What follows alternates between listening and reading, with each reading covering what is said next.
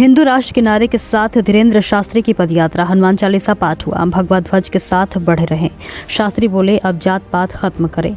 बागेश्वर धाम के पीठाधीश्वर पंडित धीरेन्द्र कृष्ण शास्त्री की सनातन हिंदू एकता पदयात्रा हिंदू राष्ट्र के नारे के साथ शुरू हो गई।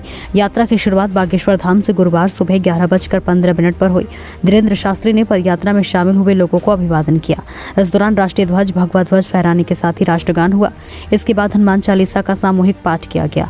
ये पदयात्रा पहले दिन ग्राम गढ़ा तिराहा से होते हुए लगभग 20 किलोमीटर दूर ग्राम कदारी तक पहुंची। इस दौरान बुंदेली कलाकार लोक कला का प्रदर्शन किया।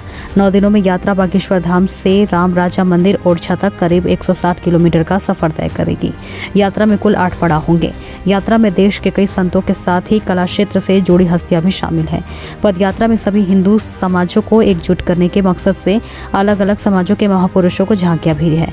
ऐसे 15 रथ तैयार किए गए हैं, जिनमें गोरथ महापुरुषों के रथ, बागेश्वर बालाजी का रथ, बागेश्वर धाम का संकल्प रथ शामिल है। इसके अलावा अपने बालों से 160 किलोमीटर तक रथ खींचने वाले बुंदेलखंड के खलीबद्री विश्वकर्मा भी साथ चल रहे हैं। धीरेन्द्र शास्त्री ने लोगों से कहा कि शालीनता के साथ पदयात्रा में चले, एक दूसरे का ख्याल रखें। जब तक सभी सनातनियों को एक माला में नहीं पिरोया जाएगा, तब तक उनकी कोशिश जारी रहेगी। अखंड भारत हिंदू राष्ट्र बनाने के लिए उन्होंने सभी सनातनी प्रेमियों का सहयोग मांगा।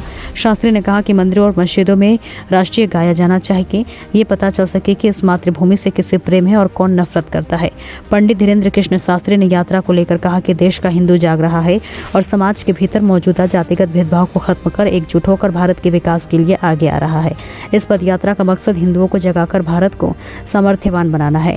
यही जागृत हिंदू समाज हिंदू राष्ट्र का निर्माण करेगा। उन्होंने कहा कि हमें तलवारों के बल पर नहीं बल्कि विचारों के जरिए सभी सनातनियों में बदलाव लाना है। उन्होंने कहा कि इस यात्रा में देश ही नहीं बल्कि विदेश में भी कई सनातनी लोग शामिल हो रहे हैं। लगभग 20,000 लोगों ने इस यात्रा में साथ चलने के लिए पंजीयन कराया है, जबकि इससे कई गुना ज्यादा लोग बिना पंजीयन के ही यात्रा में शामिल हो सकते हैं। Bureau report, news India first.